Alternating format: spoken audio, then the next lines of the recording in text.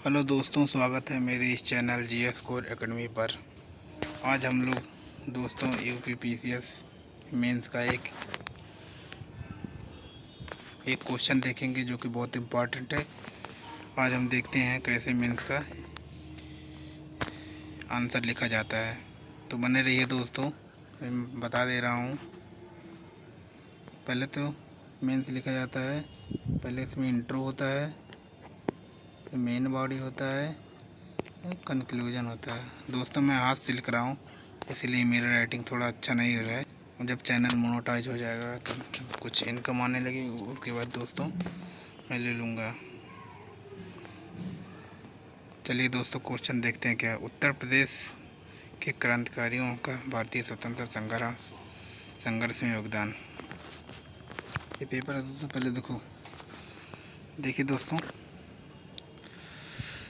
Intro में भूमिका में क्या लिखा है। भारतीय स्वतंत्रता संग्राम में उत्तर प्रदेश तत्कालीन संयुक्त प्रांत का योगदान अत्यंत गौरवशाली और केंद्रीय रहा है। यहाँ की भौगोलिक स्थिति, सांस्कृतिक चेतना और औपनिवेशिक शोषण के विरुद्ध उपजे असंतोष ने इसे क्रांति का प्रमुख केंद्र बना दिया।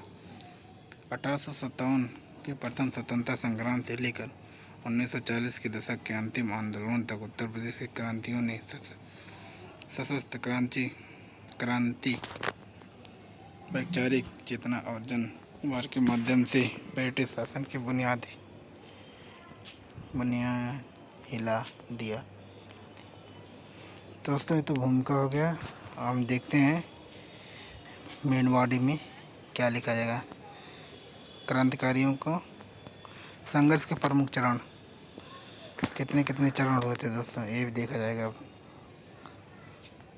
पहला है स्वतंत्रता संघर्ष के प्रमुख चरण और क्रांतियों की भूमिका।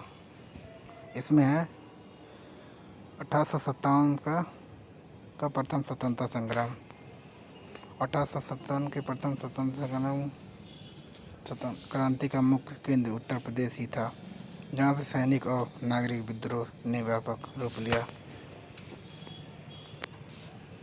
मतलब दोस्तों इसमें ये कहा जा रहा है कि कि ज़्यादा से ज़्यादा लोग उत्तर प्रदेश के ही थे स्वतंत्रता संग्राम में, प्रथम स्वतंत्रता संग्राम में दोस्त 1857 में जो हुई थी क्रांति। इसमें थे मंगल पांडे बलिया से, 34वीं नेटिव फैक्ट्री के सिपाही मंगल पांडे ने बैरकपुर में क्रांति का बिगुल फूंका, जिनका संबंध बलिया से था। दूसरा थे रानी लक्ष्मीबाई झांसी से। इनका नारा है, मैं अपनी झांसी नहीं दूंगी। ये उद्देश्य के साथ अंग्रेजों ने लोहा लिया और साथ दी। तीसरा है नाना साहब एवं तात्या टोपे कानपुर में सैनिक विद्रोह का नेतृत्व किया और रणनीतिक छापामार युद्ध छेड़ा। चौथे से बेगम हजरत महल लखनऊ अवध, जो है ना अवध मतलब अयोध्या, अपने अल्प वयस्क पुत्र ब्रिजेश कंद को नवाब घोषित कर लखनऊ में ब्रिटिश रेजिडेंस को घेरा। मौलवी अहमद अब्दुल्ला फैजाबाद, अंग्रेज़ों के खिलाफ जिहाद और स्वतंत्रता युद्ध का कुशल नेतृत्व किया। क्रांतिकारी को दूसरा चरण आ गया दोस्तों। 20वीं सदी का क्रांतिकारी राष्ट्रीयवाद 1920 से 1930 के दशक में। 20वीं सदी का मतलब मैं बता दूं दोस्तों, 20वीं सदी का मतलब होता है 1901 से लेकर तो 2000 तक। इसको 20वीं सदी कहा जाता है। असहयोग आंदोलन के अचानक स्थगित होने के बाद उत्तर प्रदेश के युवाओं ने सशस्त्र क्रांति का मार्ग चुना। असहयोग आंदोलन गांधी जी द्वारा चलाया गया था। 1922 में गांधी जी ने जब जलियांवाला बाग हत्याकांड हुआ तो उन्होंने स्थगित कर दिया था। क्योंकि गांधी जी का मानना था कि हिंसा पे चलकर हमें आज़ादी नहीं मिलेगी, इसीलिए गांधी जी ने बंद कर दिए थे ऐसे। और इसमें है पहला पहला पहला group, Hindustan Republic association HRA का गठन 1924 में। अक्टूबर 1924 में कानपुर में सचिंद्र सान्याल, राम प्रसाद बिस्मिल और योगेश चंद्र चटर्जी ने HRA की स्थापना की। इसका उद्देश्य सशस्त्र क्रांति द्वारा संयुक्त राज्य अमेरिका की स्थापना करना था, यूनाइटेड स्टेट बनाना था, भारत को यूनाइटेड स्टेट बनाना था। अब इसमें देख लीजिए तो फिर भी पूछा जा सकता है कि HRA में कौन लोग शामिल थे, कौन लोग नहीं शामिल थे। तो यहाँ पर देख लीजिए दोस्तों, HRA में कौन लोग शामिल थे, कौन लोग नहीं शामिल थे। इसमें फिर भी क्वेश्चन बनाया जा सकता है। 3 का नाम दिया जाएगा, 1 का नाम नहीं दिया जाएगा, वही पूछ लेंगे कौन नहीं है शामिल। तो देख लीजिएगा दोस्तों।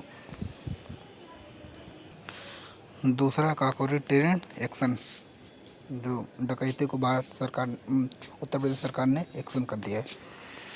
9 अगस्त 1925 में HRA के क्रांतिकारियों ने लखनऊ के पास काकोरी में सरकारी खजाने को लूटा। इसके बाद ब्रिटिश सरकार ने दमन चक्र चलाया और 4 नायकों को फांसी दे दी।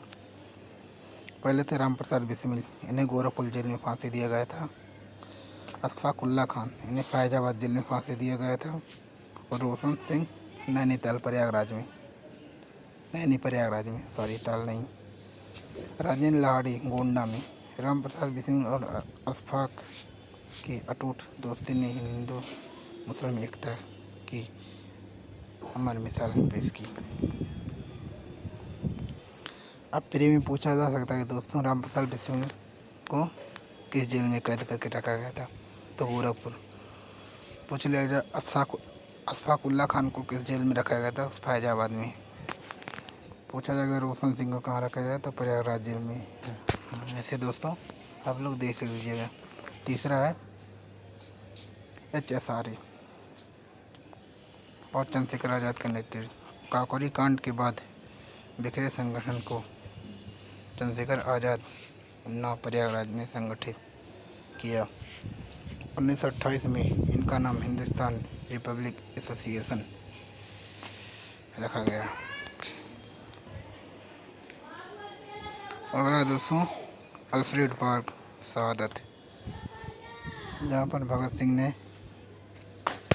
और चंद्रशेखर आज़ाद जी ने जहाँ पर खुद को गोली मार दी थी। 27 फरवरी 1931 में प्रयागराज के अल्फ्रेड पार्क में पुलिस से गिर जाने पर चंद्रशेखर आज़ाद ने आज़ाद ही रहेंगे की प्रतिज्ञा को निभाते हुए अंतिम गोली खुद को मार दी। देखिए चंद्रशेखर साहब ने नारा दिया था, आज़ाद ही रहेंगे, आज़ाद ही हैं प्रतिज्ञा, इन्होंने नारा दिया था। पूछा जाएगा ये नारा किसने दिया था, तो आप लोग याद कर लीजिएगा, चंद्रशेखर आज़ाद ने। चलिए दोस्तों अगला देखते हैं तीसरा 1942 का भारत छोड़ो आंदोलन और समांतर सरकार। बागी बलिया एवं चित्तू पांडे। चलिए दोस्तों कहीं चल गए थे, खाना भी बना रहे हैं ना साथ में, तो अकेले रहते हैं तो गैस चालू था, इसीलिए बंद करने के लिए चल गए थे। 1942 में बलिया में क्रांतिकारियों ने ब्रिटिश सत्ता को पूरी तरह से उखाड़ फेंका और चित्तू पांडे के नेतृत्व में भारत सरकार की पहली समांतर सरकार गठित हुई। अब देखते हैं दोस्तों योगदान का आलोचनात्मक मूल्यांकन का पहलू इधर है, इधर प्रभाव एवं महत्व। वैचारिक परिपक्वता। प्रभाव HRA